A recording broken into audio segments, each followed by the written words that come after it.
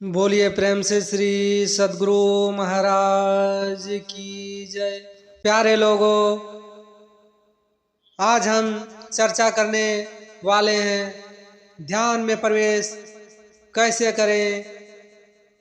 How to meditate.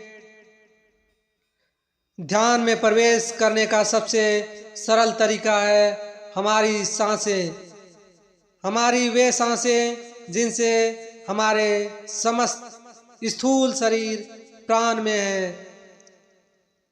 हम सांस के बिना जीवित नहीं रह सकते हैं, इसलिए हमारी जो सांसें हैं वो सांसें जीवन के लिए बहुत ही उपयोगी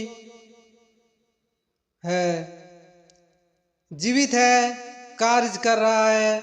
बिना सांसों के हमारी इस स्थूल शरीर में तनिक मात्र भी हलचल नहीं होगी, और जैसे हमारी सांसें होती है वैसे ही हमारा ये स्थूल शरीर रिएक्ट करता है। बहुत से लोग सांसों के बारे में बहुत कुछ बताते हैं, परंतु सांसों के गति कैसे होनी चाहिए, इस सांस का हमारे स्थूल शरीर पर क्या प्रभाव पड़ता है, इसके बारे में बहुत ही कम लोग बात करते हैं और बात कर भी पाते हैं। आपको भी इस सांसों के विज्ञान के बारे में जानना चाहिए। व्यक्ति चाहे आम आदमी हो या कोई ऋषि मुनि, बिना सांस के उसका जीवन और जीवित रहना असंभव है, और उसके जीवन में हो ही रही गति भी उसकी सांसों का ही परिणाम है। जब आप ध्यान करके और ध्यान करने बैठते हैं तो आपको अपने सांसों पर ध्यान करना पड़ता है। आप जब ध्यान में बैठते हैं तो आपकी सांसें तब तक स्थिर नहीं होगी जब तक आप ध्यान में प्रवेश नहीं कर पाएंगे। इसलिए अपनी सांसों को स्थिर करना बहुत आवश्यक है। कोई भी साधक ध्यान में प्रवेश तब तक नहीं कर पाएगा जब तक वह अपनी जीवन की नींव को मजबूत ना कर ले, और वो जीवन की नींव को मजबूत करने का केवल एकमात्र ही उपाय है, और वो उपाय है हमारी सांसें, जिन्हें अध्यात्म प्राण कहता है और विज्ञान सांस कहता है। दोस्तों, एक व्यक्ति के लिए यह सांसें इतनी इम्पोर्टेंट है कि हम सांसों से ही व्यक्ति को जीवन मिलता है, और इन सांसों की वजह से ही हम जीवन से दूर भी हो जाता है। विज्ञान कहता है कि एक व्यक्ति जब तक सांस ले रहा है तब तक वह जीवित है। यदि उसकी सांसें बंद हो गई तो विज्ञान के द्वारा वह मृत घोषित कर दिया जाता है। उसके बाद हम उस व्यक्ति को मरा मान लेते हैं।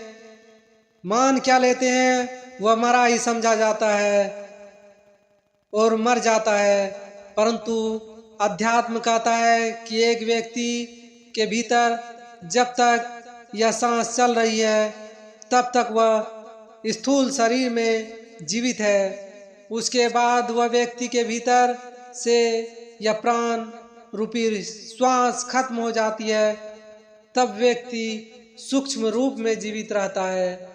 यानी व्यक्ति कभी मरता नहीं है, केवल उसका वास्तविक रूप बदल जाता है, क्योंकि ऊर्जा को कभी नष्ट नहीं किया जा सकता है।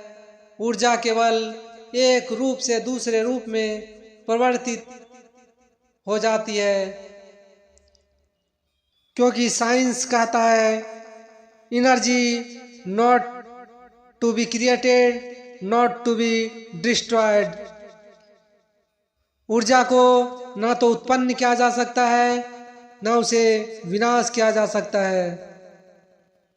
ऊर्जा केवल एक रूप से दूसरे रूप में परिवर्तित किया जाता है और हमारी आत्मा यह ऊर्जा ही है। मैंने बहुत से लोगों की बातें सुनी है जिसमें वे कहते हैं यदि आप अपने सांसों के महत्व को समझें तो आप तुरंत समाधि का अनुभव कर सकते हैं, परंतु बिना यम और नियम के व्यक्ति समाधि तक पहुंच ही नहीं सकता। एक व्यक्ति जो ध्यान करता है और कर रहा है उसके लिए यम और नियम का पालन करना बहुत आवश्यक है। यम और नियम का पालन करके ही आप ध्यान की गहराइयों में प्रवेश कर सकते हैं। केवल सांसें लेने मात्र से आपको कभी समाधि घटित नहीं होगी। यदि कोई ऐसा कह रहा है आप अपनी सांसों को ऐसे परिवर्तित करके ध्यान समाधि में उतर सकते हैं, तो यह केवल आपको मूर्ख बना रहा है, क्योंकि आपकी सांसों के साथ साथ आपकी मानसिक स्थिति भी वैसी होनी चाहिए। किसी व्यक्ति की मानसिक स्थिति खराब है तो उसकी सांसें स्थिर हो ही नहीं सकती। यदि कोई व्यक्ति काम वासनाओं वाला है तो उसकी मानसिक स्थिति कभी शांत हो ही नहीं सकती और उसकी सांसें कभी स्थिर हो ही नहीं सकती। समाधि उसी के अंदर घटती है जिन्होंने अपने सांसों पे नियंत्रण पा चुका है। अचानक सांसों पे नियंत्रण पाना बहुत मुश्किल है, इसलिए आप रोज धीरे धीरे कुछ घंटे ध्यानाभ्यास का प्रयोग करें। जब आप ध्यान में बैठते हैं तो आपकी सांसों की गति धीरे धीरे कम होते चली जाती है और आप धीरे धीरे ध्यान में प्रवेश करते चले जाते हैं। यही है सांसों का विज्ञान।